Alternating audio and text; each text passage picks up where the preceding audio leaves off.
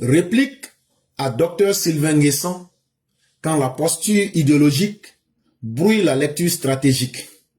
À force de vouloir le RHDP partout, à force de voir le RHDP partout, on finit par ne plus voir la Côte d'Ivoire. Dr Nguessan, votre texte se veut savant, prospectif et stratégique.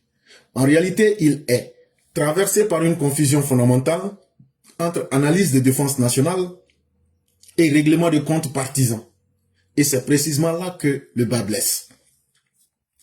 Et donc, dans ce texte ici, comme je vous l'avais dit, c'est M. Diomandé Adama, président de l'Association pour la défense de la démocratie et des libertés, qui répond à un monsieur qui s'appelle le docteur Sylvain Nguessan. Pour eux, le docteur Sylvain Nguessan, l'action que le gouvernement pose, eux, ce n'est pas le gouvernement que eux voient, c'est le RHDP que eux voient. Et comme en réalité, eux, ils sont des opposants, tout ce que le RHDP fait, tout ce que l'État fait, puisque c'est Alassane Ouattara qui est le président, donc c'est le RHDP. Donc là, eux, ils critiquent simplement pour critiquer. Ils ne cherchent pas à voir ce qui est bien ou même ce qui est mauvais. Et c'est devenu lui sa stratégie. Et c'est cela qui va nous amener en 7 points à démonter cette logique-là. Petit 1. Ce n'est pas le RHDP qui parle sécurité, mais c'est plutôt l'État ivoirien. Réduire une coopération sécuritaire internationale à une nouvelle orientation stratégique du RHDP révèle soit d'une méconnaissance des mécanismes étatiques, soit d'un refus assumé de reconnaître l'existence de l'État en dehors de l'opposition. Donc quand l'État décide de se donner de nouveaux partenaires et de collaborer, comme vous le savez, avec tous les partenaires dans le monde, qu'est-ce que Dr Nguessan dit? Ah oui, vous savez, c'est le RHDP qui est en train de décider aujourd'hui de l'orientation stratégique en matière de sécurité pour la Côte d'Ivoire. Que c'est le RHDP qui décide comment ils veulent protéger la Côte d'Ivoire. Mais ce que monsieur oublie, c'est de reconnaître que aujourd'hui, là, les représentants du RHDP sont l'incarnation de l'État. Et ce n'est pas parce qu'on est opposant que l'État disparaît et qu'on est dans une phase de confrontation entre deux partis politiques. Non, non, non, non, non. Quand ils sont en train de décider pour la Côte d'Ivoire, ils ne sont plus membres du RHDP, c'est l'État. Donc, au-delà du RHDP et au-delà des opposants, il y a quelque chose qui est une chose très forte. Cette chose-là s'appelle l'État. Et ceux qui travaillent pour l'État sont les représentants de l'État. Même s'ils ont des partis politiques, puisque ce sont des partis politiques qui prennent le pouvoir en Côte d'Ivoire, ils ne sont plus donc les représentants de leur parti politique. Les décisions qu'ils prennent, c'est au nom de l'État. La Côte d'Ivoire ne demande pas aux États-Unis d'agir pour un parti, mais pour la protection de son territoire, de ses populations, de ses frontières, dans un contexte régional dégradé. La défense nationale n'est pas un programme électoral, c'est une prérogative régalienne. Donc ce que Dr Nguessan fait semblant d'oublier ou bien fait semblant de ne pas savoir, c'est qu'il est frappé par la mauvaise foi. Et cette mauvaise foi-là, quand la Côte d'Ivoire sera décidée de prendre les États-Unis comme un partenaire militaire, lui il sort pour dire « Ah, c'est le RHDP qui décide aujourd'hui de nos partenariats militaires. » Non. La Côte d'Ivoire ne demande pas aux États-Unis de venir protéger le RHDP. La Côte d'Ivoire dit aux États-Unis, venez protéger le territoire, les 322 462 km². Venez protéger les 32 millions d'Ivoiriens. Venez protéger les frontières ivoiriennes. Venez nous aider à lutter contre le terrorisme. Ça là, ce n'est pas un programme national. Ça fait partie de la Constitution. La première phrase que le président dit là, il dit « Je m'engage à assurer la sécurité des Ivoiriens, du territoire et des personnes et des biens. » C'est la Constitution même qui demande ça. Et donc là, tu ne vas pas trouver un programme de campagne d'un parti politique où il dit « Non, nous, notre plan, on va venir protéger le pays. » Mais tu trouveras ça dans la Constitution. Donc si lui, avec son titre de docteur, lui ne savait pas ça, c'est la première chose qu'on va lui rappeler. Quand on signe des partenariats militaires, c'est pas pour protéger le RHDP et les militants du RHDP. C'est pour protéger la Côte d'Ivoire et ses 322 462 km².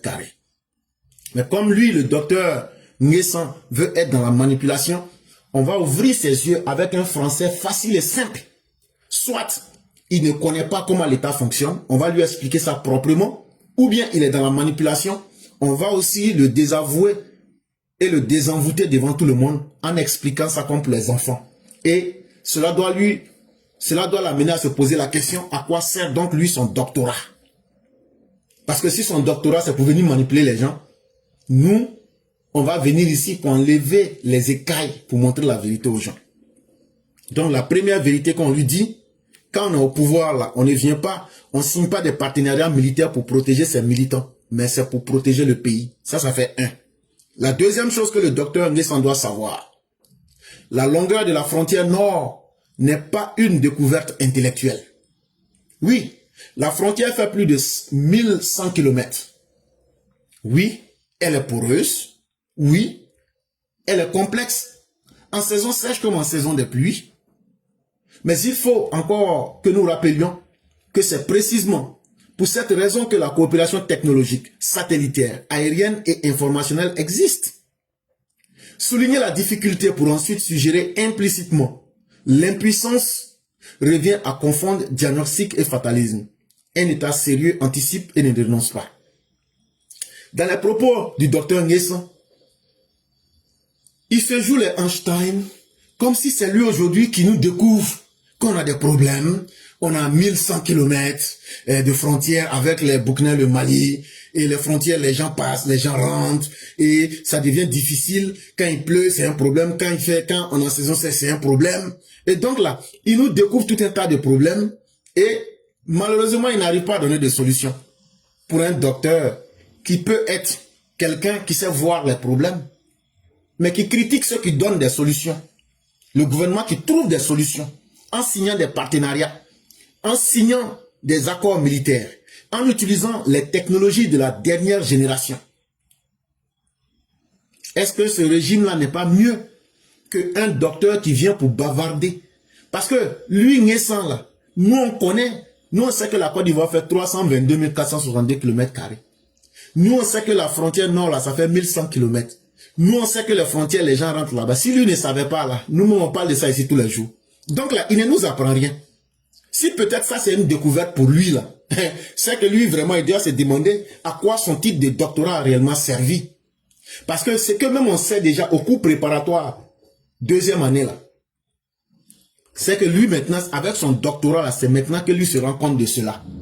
En réalité, le monsieur, le docteur, souffre d'une cécité intellectuelle. Ça veut dire il souffre d'un aveuglement intellectuel. Ou bien ça c'est peut-être une paresse intellectuelle. Mais en réalité là c'est la mauvaise foi.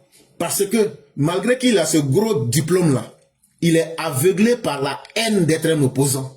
Et donc ça fait qu'il arrive à oublier même son bon sens. Et donc on ne peut pas voir des problèmes et dire en même temps comme les problèmes là existent, il faut laisser ça comme ça. Oui, on voit les problèmes et on est très content de dire les problèmes, mais il ne donne pas de solution. Donc ça veut dire que on tombe dans le fatalisme. Comme déjà, bon, les frontières sont grandes et puis c'est poreuse et puis bon, saison sèche, en saison pluvieuse, bon, il y a des problèmes. Donc nous, on va rester là, Dieu va nous sauver. Non, non, non, non, non, non, non.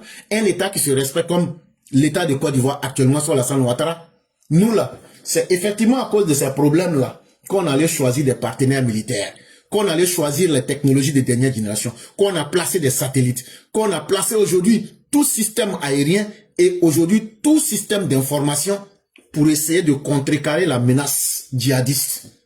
Et un État qui se respecte n'est pas dans le bavardage, mais se donne les moyens de protéger et d'anticiper. Et c'est ce que le gouvernement a fait et c'est très bien fait. Le troisième défaut chez notre soi-disant docteur, c'est le mépris social. N'est pas une stratégie de défense. Et j'explique. Votre digression sur Amidou, le mouton et le bétail n'est ni stratégique ni pertinente. Elle trahit une autre chose. Un mépris social déguisé en analyse. Une caricature des réalités rurales et pastorales. Pourtant, au cœur même de ces enjeux sécuritaires sahéliens, la sécurité moderne ne se construit pas contre les populations, mais avec l'intelligence des territoires. Ironique pour quelqu'un qui prétend parler de prospective. Et donc, quand vous voyez le soi-disant docteur Niesson, dans son titre pompeux, en train de prendre des grands mots, de faire des digressions, de prendre des exemples et d'être là pour tromper les gens, non, en face d'intellectuels froids comme nous autres, on va te dire la vérité. Tu ne peux pas tromper les gens. Et ton diplôme là, toi qui penses que tu es arrivé là, mais pour nous là, tu n'es rien. Et regarde comment on est en train de te démonter à la petite cuillère. Quand on dit une analyse intellectuelle là, c'est une analyse qui est capable d'aller dans les profondeurs et de sortir des solutions. Or, tu en as été incapable. Ça fait un. De deux, tes systèmes même sur lesquels tu t'es basé, ce sont des systèmes défaillants. Et on est en train de les casser à la petite.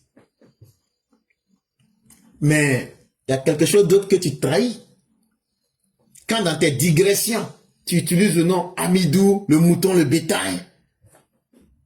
En réalité, votre haine pour les gens du Nord, là, ça veut dire que même vos niveaux d'études ne peut pas enlever cette haine-là de vos têtes. Et vous devenez complètement ridicule. Le mépris pour les gens du Nord. Vous déguisez cela en analyse. Vous faites de la caricature pour vous moquer des gens.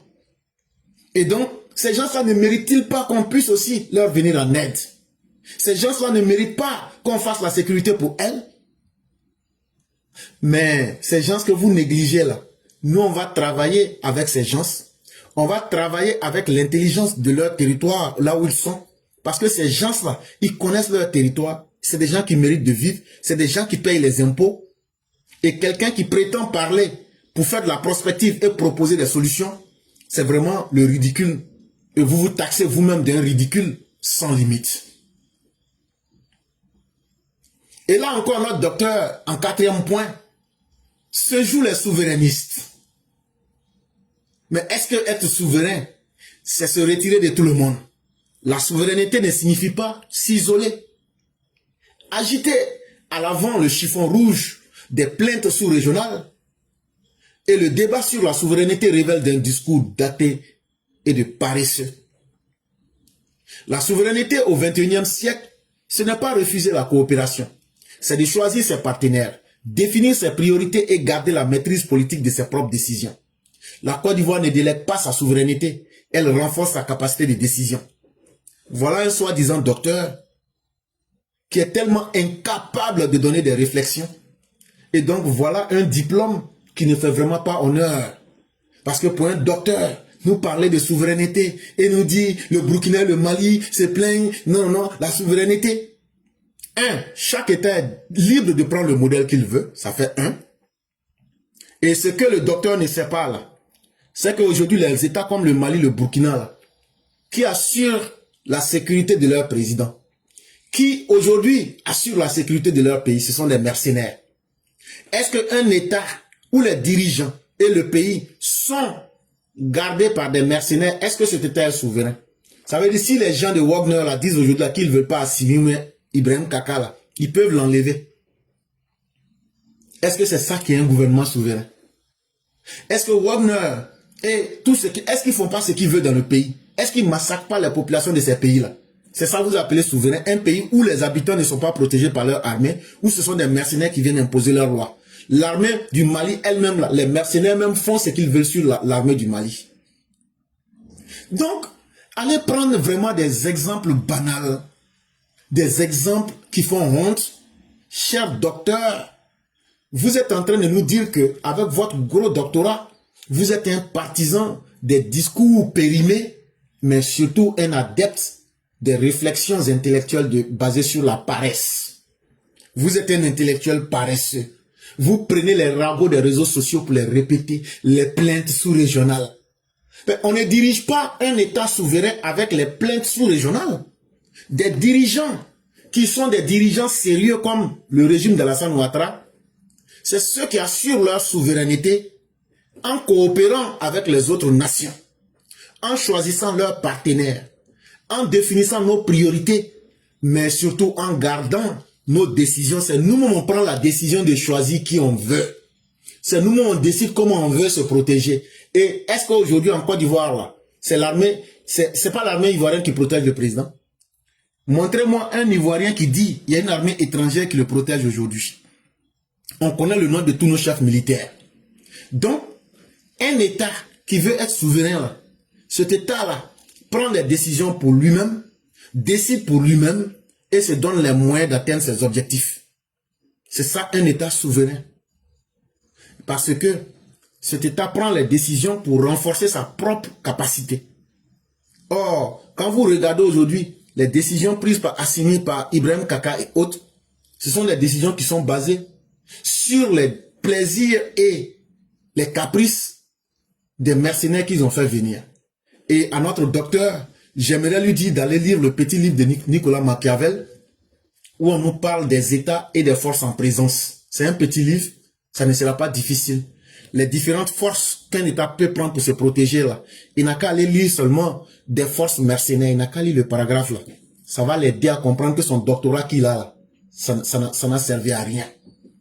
Mais la cinquième argumentation que nous allons donner pour casser ce docteur en carton. La sécurité et les infrastructures ne s'opposent pas. Opposer infrastructure et sécurité, comme si l'un disqualifiait l'autre, est une erreur conceptuelle majeure.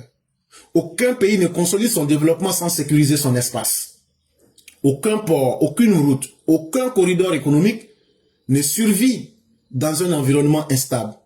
Ce que vous appelez un nouveau chapitre est en réalité la continuité logique d'un État qui passe de reconstruction à la consolidation. Monsieur veut nous faire croire que aujourd'hui là, le développement il nous met dans un imbroglio. Ça fait tellement honte que je n'ai même pas envie de répéter ce qu'il dit. Parce que vous allez vous demander, mais est-ce que c'est pas un analphabète qui était en train d'être dans ses délires? Mais non, c'est la haine. La haine là, ça rend les gens bêtes. Et c'est ce que ce monsieur-là a fait. Ah non, vous voyez, non, les infrastructures, la sécurité. Bon, on n'a qu'à choisir quoi? On n'a qu'à faire les infrastructures, mais on oublie la sécurité. Ou on n'a qu'à faire la sécurité, on oublie les infrastructures.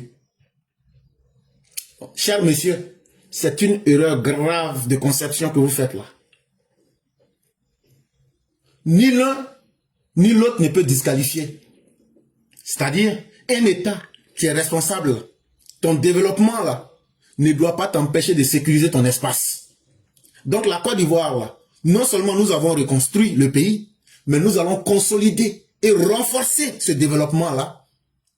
Parce qu'en réalité, ce qui vous fait mal, quand on rentre un peu dans votre subconscient, vous souhaiteriez que la Côte d'Ivoire se laisse à la merci pour que les ambitions de coup d'État que vous voulez là, comme la Côte d'Ivoire, le président Ouattara protège aujourd'hui à la stratégie qui vous dépasse. Donc vous faites ressortir vos haines par des analyses bidons en pensant que nous on ne vous voit pas. Mais c'est honteux pour vous-même. Parce que nous on va vous démonter et puis mettre ce que vous voulez cacher aux gens, on va montrer ça. Donc faut pas on va développer les ports, faut pas on va développer les routes, faut pas on va développer les corridors économiques. Et puis comment on va faire pour payer les armes? Comment on va faire pour payer nos partenaires? Ou bien, on n'a qu'à faire la guerre, mais on n'a pas les moyens de survivre avec la guerre puisqu'on n'a pas développé les infrastructures. Donc vous voyez que ce que vous dites là, c'est une réflexion bête. Sincèrement, c'est une réflexion bête. Parce que ça ne tient même pas. Et sincèrement, quand vous vous dites, docteur, ça fait mal. Ça fait mal. Et le sixième argument que nous allons prendre pour casser votre thèse, l'OTAN, le gendarme et la théorie du basculement. Votre lecture suggère une Côte d'Ivoire instrumentalisée presque passive, choisie entre guillemets par des intérêts extérieurs faute d'alternative. Faux, archi faux. La Côte d'Ivoire n'est pas un pion. Elle est devenue un acteur crédible, précisément parce qu'elle a restauré la stabilité politique, la discipline institutionnelle et la vision régionale. Si l'opposition ivoirienne est absente du débat sécuritaire, ce n'est pas la faute de l'État, c'est son propre vide stratégique. Notre monsieur qui se dit docteur dit qu'aujourd'hui là, que la Côte d'Ivoire est devenue le pion de l'OTAN et que nous ne sommes plus libres et qu'aujourd'hui là, nous sommes utilisés. Mais ce que le soi-disant docteur oublie, c'est encore une mauvaise lecture. C'est une fausse perception qu'il a. Parce que être un acteur crédible ne fait pas de vous un objet utilisé. Nous ne sommes pas des pions. Mais j'ai dit là où la haine est, la raison fout le camp. Voyez-vous, de la même manière que les autres pays se sont choisi leur stratégie de développement et de protection, la Côte d'Ivoire, aujourd'hui, là, regardez, je vais vous donner un seul exemple, cher soi-disant docteur. Les pays que vous dites souverains, là, chaque 3 mois, c'est à Alassane Ouattara qu'on vient demander la stratégie militaire, la stabilité politique, la discipline institutionnelle et la vision sous-régionale, là. C'est à Alassane Ouattara qu'on vient demander, et c'est l'ONU qui vient lui demander qu'est-ce qu'on fait pour ces pays-là. C'est Alassane Ouattara qui décide pour ces pays de l'AES. Toi, avec ton doctorat, si tu n'es pas capable d'être informé, c'est que ton doctorat, c'est un doctorat périmé. Un doctorat qui ne te permet pas de connaître la géostratégie, la géopolitique. Un doctorat qui ne te permet même pas d'aller écouter, d'allumer la télévision pour écouter les informations. C'est que c'est vraiment grave pour toi.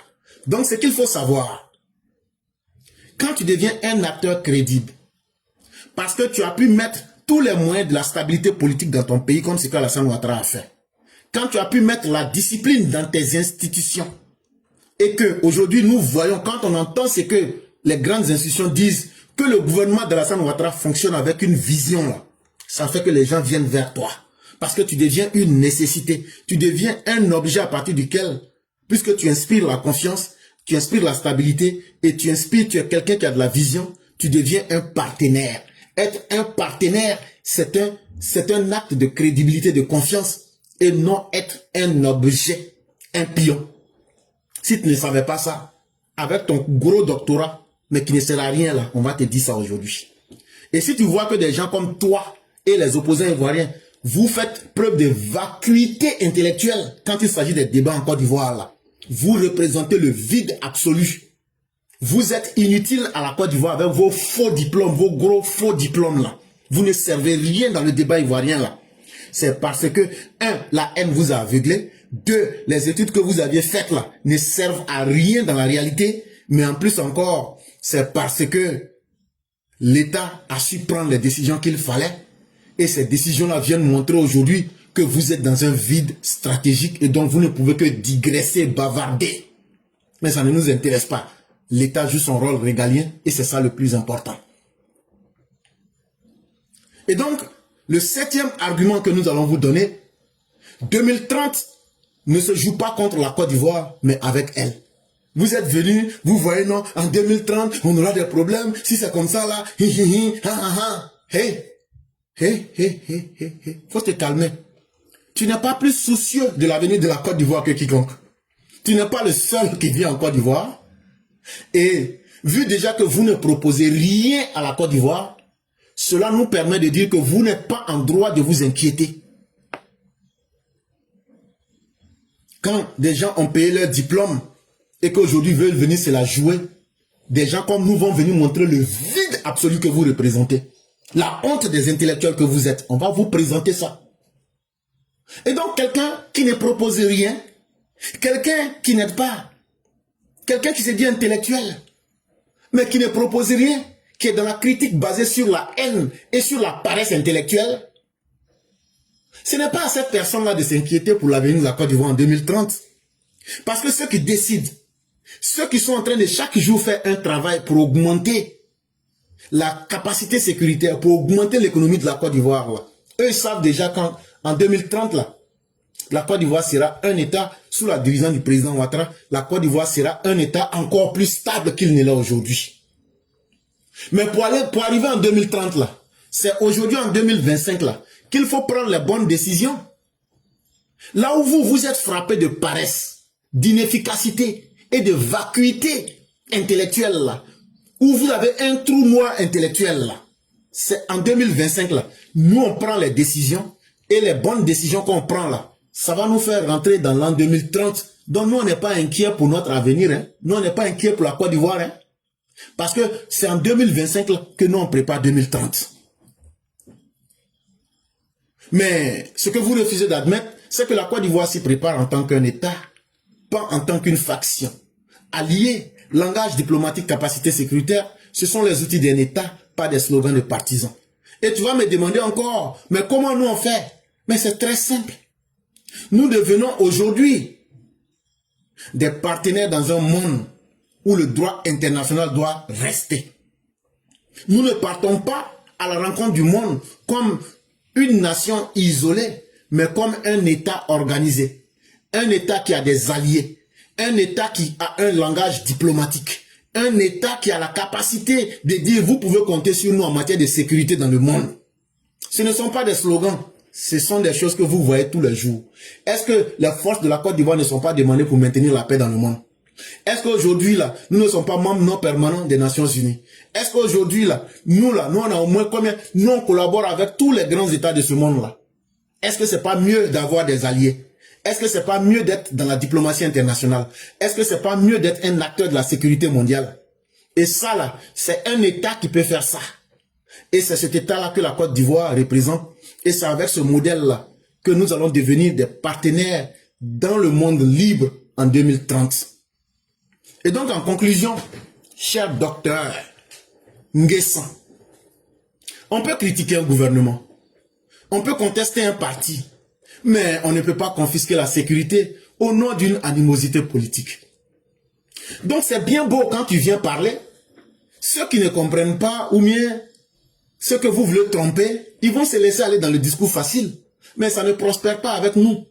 Et on va vous dégommer avec les arguments les plus implacables. C'est ton droit, et tu peux le faire comme bon te semble, de critiquer le gouvernement. Tu peux ne pas aimer le RHDP, tu peux ne pas aimer le docteur président Alassane Ouattara. Nous, ça ne nous fait ni chaud ni froid. Mais tu ne pourras pas empêcher que notre sécurité nationale soit améliorée. Vous et vos partis là, vous aviez dirigé la Côte d'Ivoire dans le désordre, dans l'incapacité d'assurer la sécurité des Ivoiriens. Mais nous, ce n'est pas notre cas. Depuis 2011 là, tout le monde sait que l'État joue son rôle de protéger les citoyens, de protéger les biens et de protéger le territoire. Ça, c'est quelque chose que tout le monde voit. Donc vous pouvez ne pas aimer le RHDP. Mais sachez une chose, votre animosité contre le RHDP et ses dirigeants ne va pas être en soi un élément qui va invalider notre sécurité. À force de voir le RHDP partout, vous finissez par ne plus voir la Côte d'Ivoire. Tellement vous vous faites aveugler par la haine politique, l'animosité, et que vous voyez le RHDP partout là. Vous oubliez que même le RHDP là est sous les ordres de l'État de Côte d'Ivoire. Et donc c'est ce qui ne vous plaît pas. Parce qu'en réalité, ceux qui sont les dirigeants de ce pays là, Alassane Ouattara et ceux qui viennent du Nord là, c'est cette haine cachée là qui vous fatigue. Sinon il n'y a rien d'autre. Toutes ces analyses bidons là, c'est en réalité la haine tribale. C'est tout. Sinon, tout français qu'on est en train de dire, c'est perdre du temps.